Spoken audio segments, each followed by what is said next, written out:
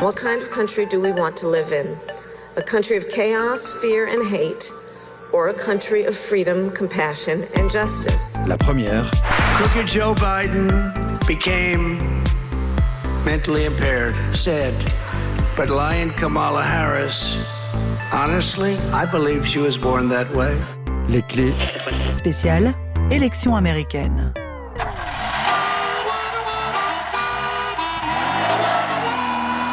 Arnaud Reussen. Bonjour à toutes, bonjour à tous et bienvenue dans Les Clés. Voici le deuxième épisode de notre mode d'emploi pour la présidentielle américaine qui se profile. Dans notre numéro précédent, on avait expliqué le système électoral. Cette fois, on va se pencher sur le contenu, sur les enjeux de cette élection entre Kamala Harris et Donald Trump. Sur quel thème le scrutin va-t-il se jouer dans un contexte d'extrême polarisation une nouvelle fois? C'est ce que l'on va tenter de voir en commençant par retourner d'abord 16 ans en arrière. Si mes calculs sont exacts, lorsque ce petit bolide atteindra 88 miles à l'heure, attends-toi à voir quelque chose qui décoiffe. 16 ans en arrière.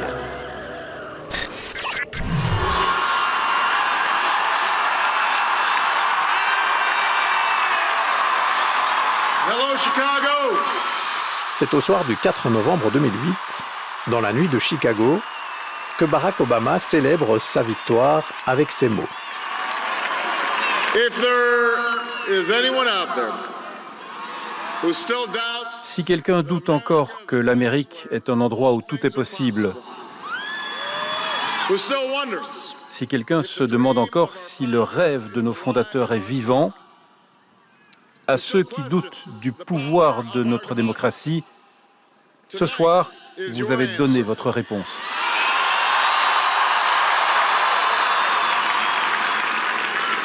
Americans who sent a message to the world that we have never been.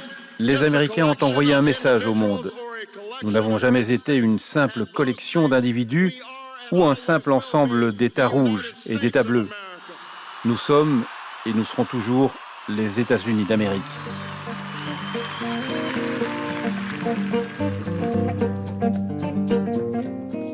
C'est au soir du 4 novembre 2008, dans la nuit de Chicago, que Barack Obama célèbre sa victoire avec ces mots qui paraissent aux antipodes de l'image que renvoient les États-Unis aujourd'hui.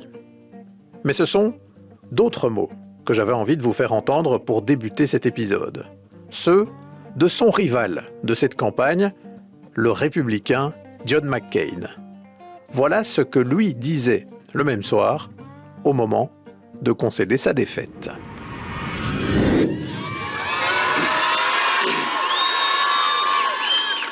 My friends, we have come to the end of a long journey. Mes amis, nous sommes arrivés au terme d'un long chemin. Les Américains ont parlé et ils ont parlé clairement. Il y a quelques minutes, j'ai eu l'honneur d'appeler le sénateur Obama pour le féliciter. S'il vous plaît, pour le féliciter d'avoir été élu président d'un pays que nous aimons tous les deux.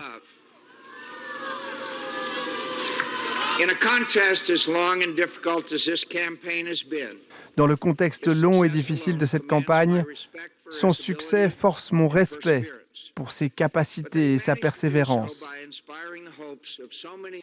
Il a gagné cette élection en insufflant de l'espoir à de très nombreux Américains qui autrefois pensaient qu'il n'y avait pas d'enjeu ou qu'ils n'avaient pas leur mot à dire.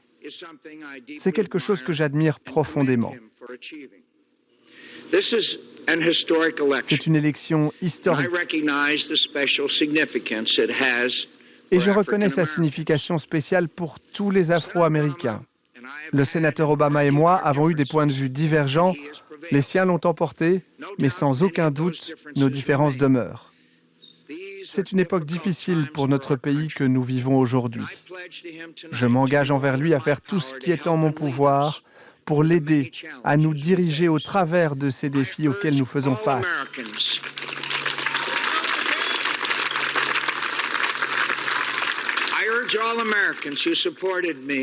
Et je demande à tous les Américains qui m'ont soutenu de se joindre à moi pour non seulement le féliciter, mais aussi offrir au prochain président nos efforts les plus soutenus pour trouver des moyens de nous réunir, de trouver les compromis nécessaires pour atténuer nos différences et nous aider à retrouver notre prospérité, défendre notre sécurité dans ce monde dangereux et laisser à nos enfants et nos petits-enfants un meilleur pays que celui dont nous avons hérité.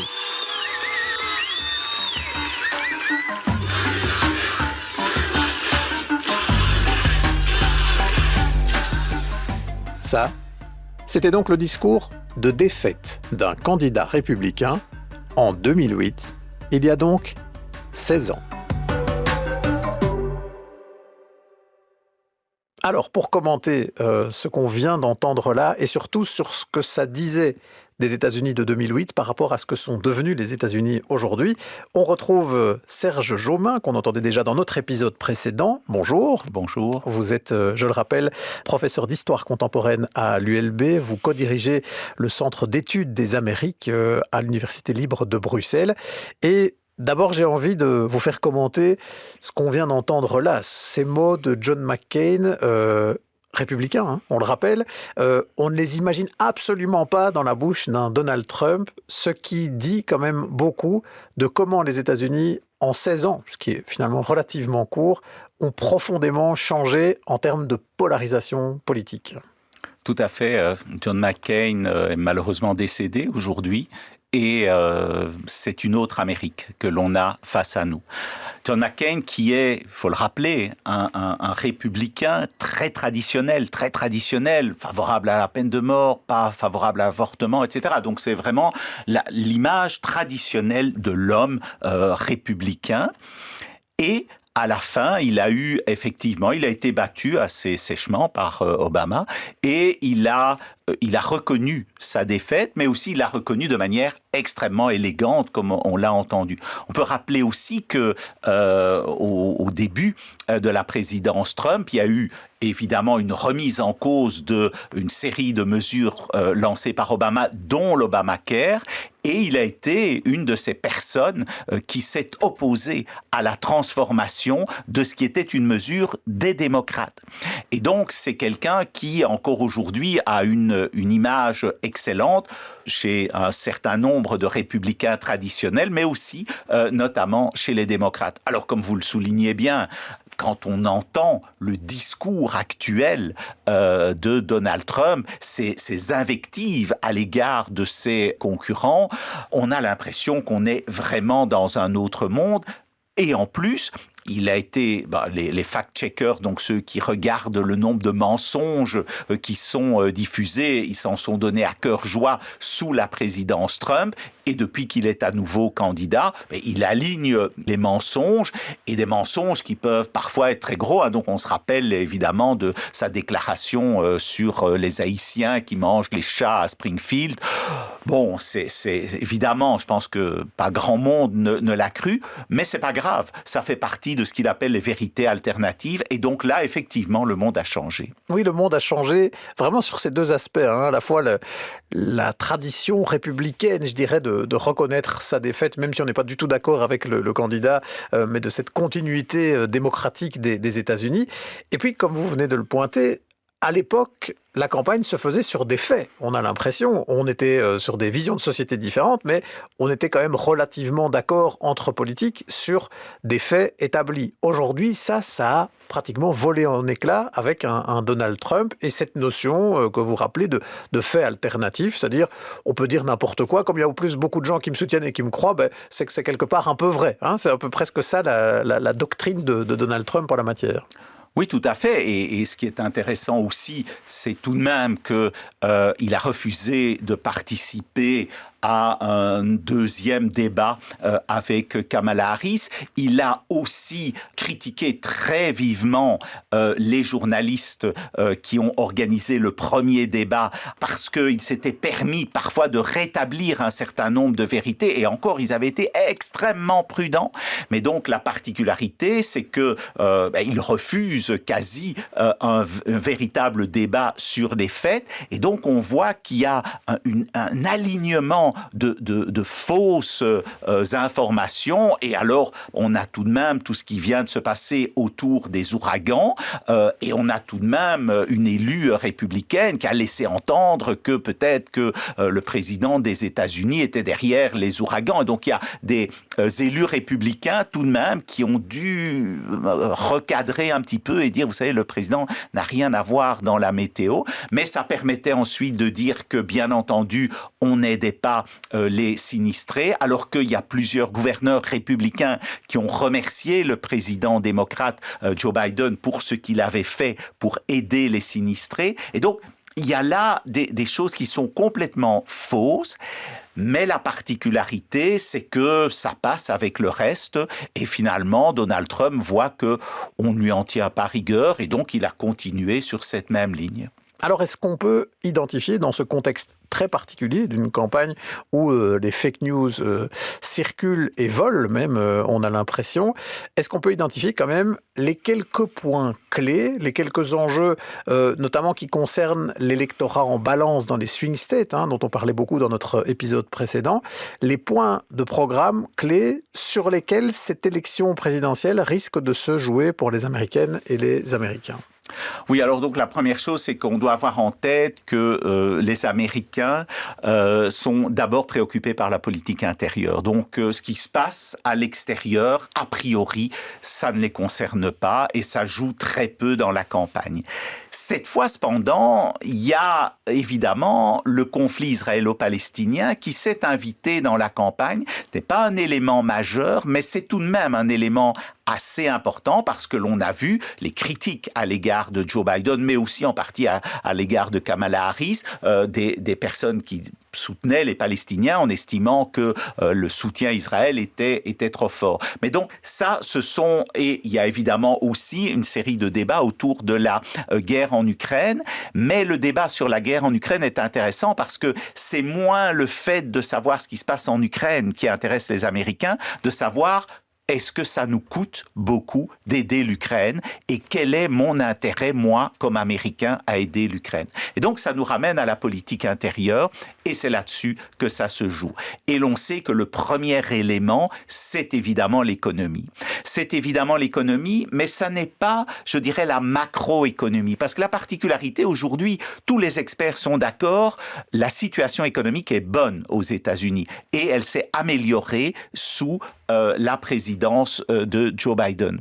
Par contre, il y a une grosse différence entre ça et la perception des Américains. Et pour beaucoup d'Américains qui font leurs achats à l'épicerie, alors peut-être le taux de chômage a diminué, mais il n'empêche que les prix ont augmenté. Les prix à l'essence, les prix de l'essence, les prix de l'épicerie, les emprunts qu'il faut rembourser.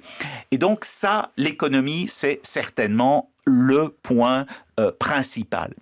Mais à côté de ça, et là-dessus, voilà, les deux candidats ont leur discours. Kamala Harris vient avec des propositions même assez concrètes.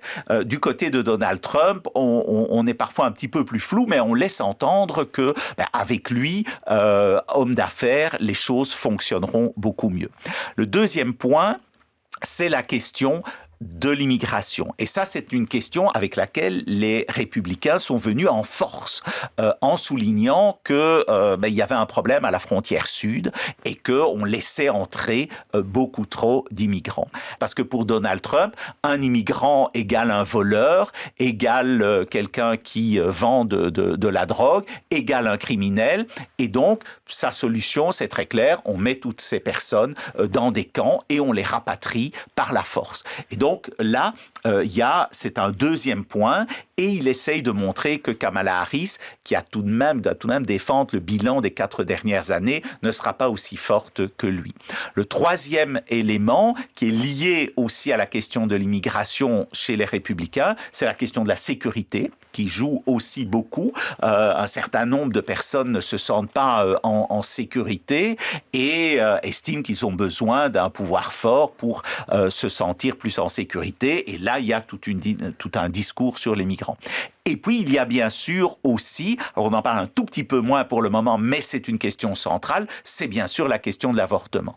Et la question de l'avortement est surtout problématique pour les républicains, parce qu'on voit qu'une série de femmes républicaines qui votent en principe pour les républicains sont tout de même assez gênées par les positions qui ont été prises par Donald Trump, par les élus républicains de manière globale. Et là, c'est tout de même assez amusant de voir le livre que vient de sortir la femme de Donald Trump, en laissant entendre, donc ça s'appelle Mélanie, tout simplement, et en laissant entendre que finalement, elle était tout à fait favorable à l'avortement. Et Trump a laissé entendre qu'en réalité, c'était sa liberté de dire ça. Mais d'un certain côté, il n'est pas impossible que ça permet d'arrondir un petit peu les angles parce que les républicains sont très gênés sur cette question et tous les sondages le montrent qu'une série de femmes pourraient voter pour les démocrates essentiellement pour cette question-là. Donc on se rappelle que l'avortement était autorisé dans l'ensemble des États-Unis. Il y a eu un jugement de la Cour suprême qui n'a pas interdit l'avortement, mais qui a renvoyé la question vers les États. Et ça signifie que dans les États républicains, là, généralement, on a pris des mesures très dures, vraiment très dures, à l'égard des femmes qui voulaient se faire avorter.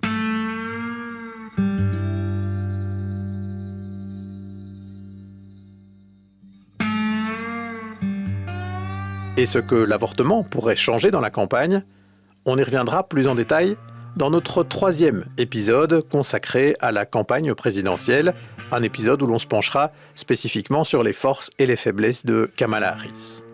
Mais retenons donc ici les 4 enjeux principaux que pointe Serge Jaumin sur la scène politique intérieure.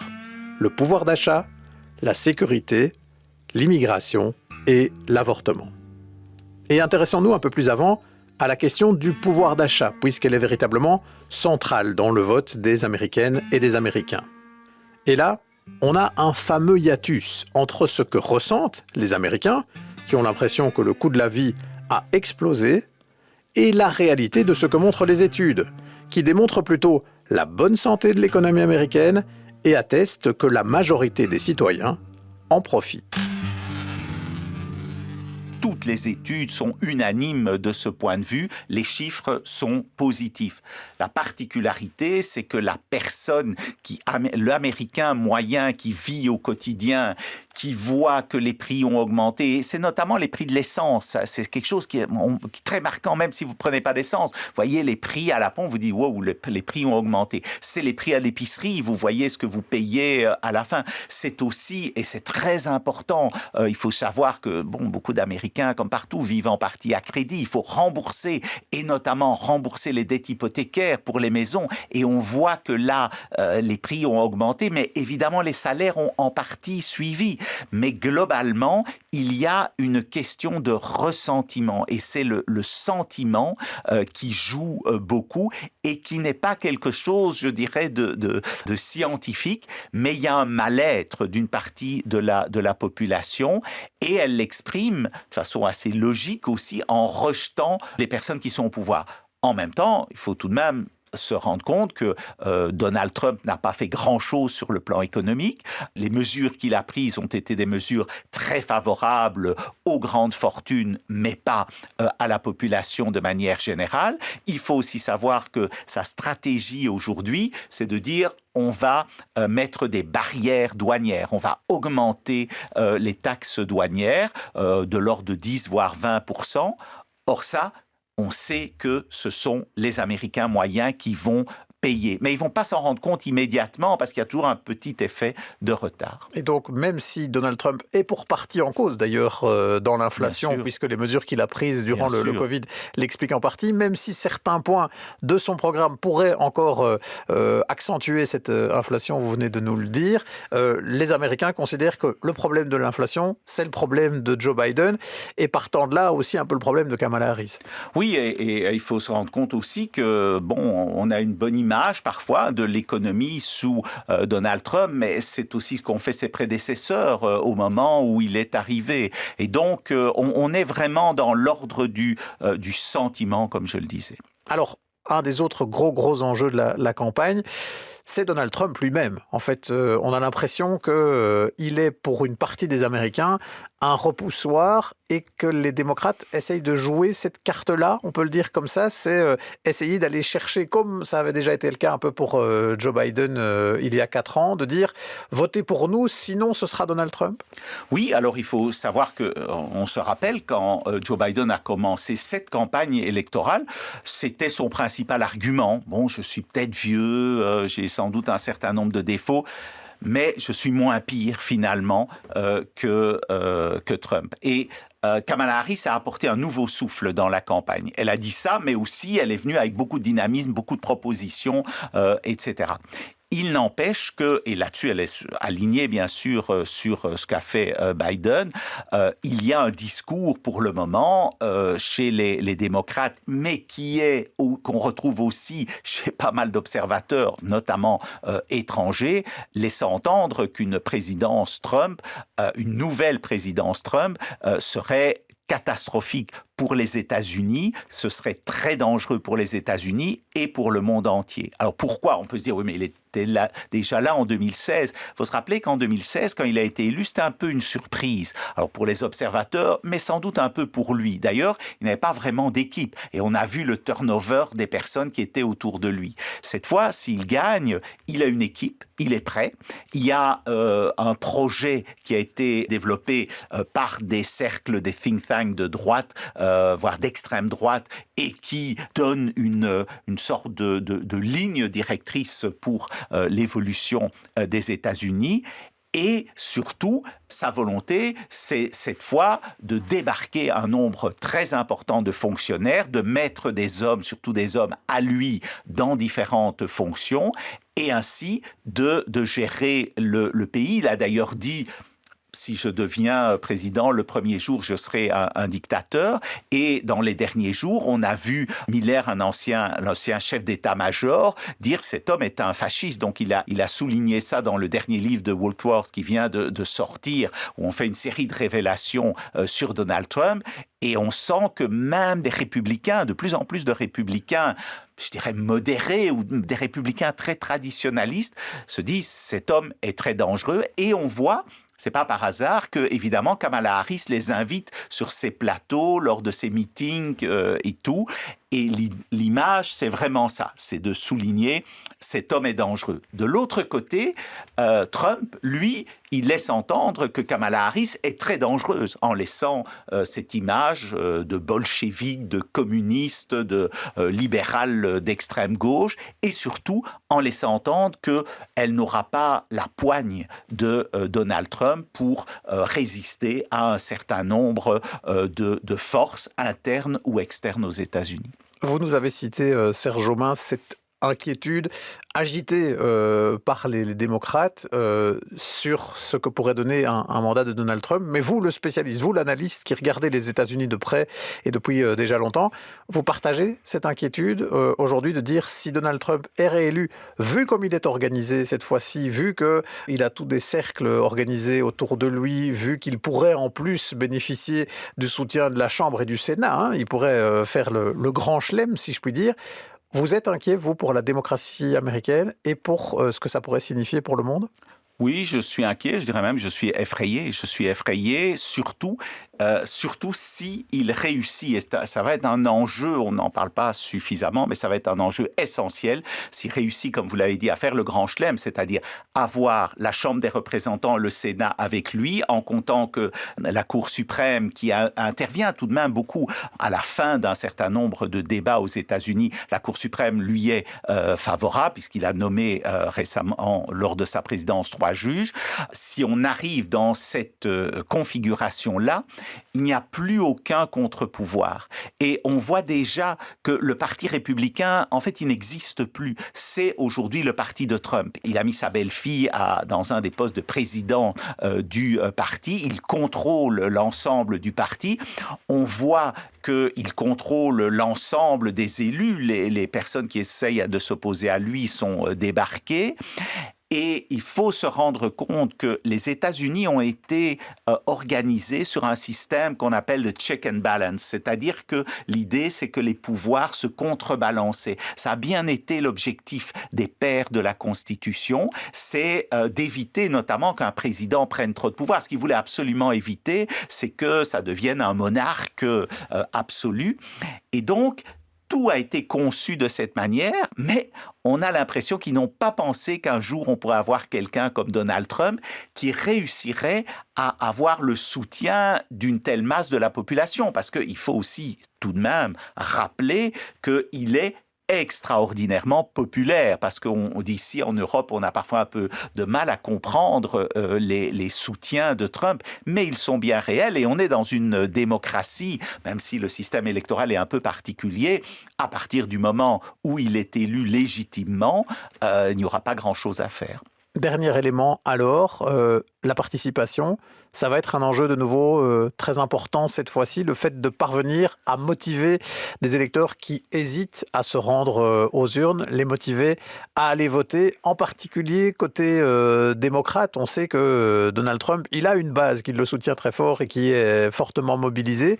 Pour les démocrates, ça va être un vrai enjeu dans les swing states en particulier, d'arriver à avoir un nombre suffisant d'électeurs qui se déplacent ou qui votent à l'avance. Oui, vous avez tout à fait raison. Et ce qui est intéressant, c'est que lorsque c'était Biden contre Trump, au début de cette campagne électorale, tout le monde se disait que c'est là-dessus que ça allait se jouer. Les indifférents, ceux qui ne sont pas favorables à Trump, mais se disent voter pour un vieil homme comme Biden. L'arrivée de Kamala Harris a donné un nouveau souffle et donc on a senti que là, il y avait une série de gens qui étaient prêts à se mobiliser. On a d'ailleurs vu que le nombre de bénévoles a explosé du côté démocrate à partir de l'arrivée de Kamala Harris. Maintenant, il faut effectivement aller chercher les votes et ce sera sans doute un des enjeux essentiels, surtout bien sûr dans les swing states. Ce sera faire sortir le vote et réussir ainsi à gagner la présidence. C'est vraiment l'enjeu pour les deux candidats.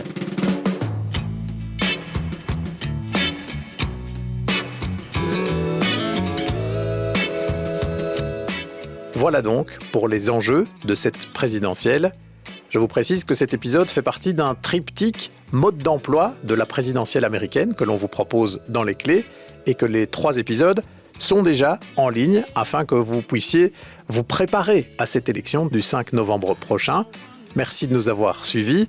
À la préparation de cet épisode, il y avait Sarah Pousset et Arnaud Ruyssen. À la réalisation sonore, Guillaume de Smet. Merci d'être fidèle aux clés. Si vous souhaitez nous écrire, une adresse, lesclés@rtbf.be.